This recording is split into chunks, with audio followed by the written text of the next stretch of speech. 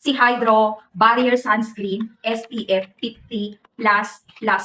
O, diba? So, ito yung mismong appearance niya. Si Hydro to. And take note, 2028 pa ang expiry date nito. At ang kinaganda sa kanya, bagay na bagay ito sa mga sensitive skin. Yes, kung sensitive skin ka, alam mo sa sarili mo, ito dapat ang ginagamit mong sunscreen. Dermatology tested pa daw to. So, hindi ako magtataka kung bakit. So, ayan siya. Okay? Liquid na liquid yan.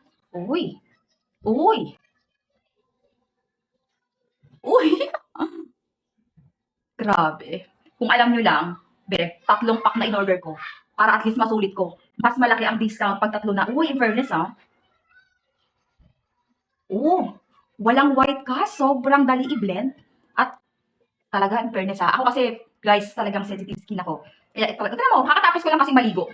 Kakatapos ko lang maligo, ang dami kong mga pula-pula something sa face. So, ayan siya. Sobrang liquid niya. Oh. Mm. Sobrang liquid talaga siya. Fairness ah. Galing sa balat. So, lagyan ko ng konti sa leeg. Yan. Grabe.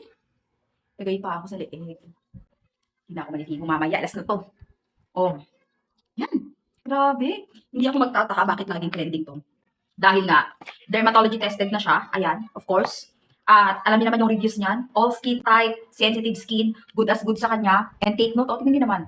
Yan ang patunay na pagkatapos kong maligo, ang dami kong mga red mark na yan. Yan, talagang sensitive skin yung mga tanggap ko.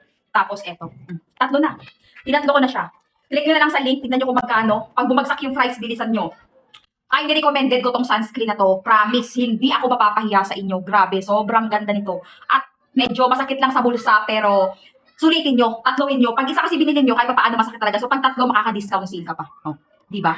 Oh, check mo na.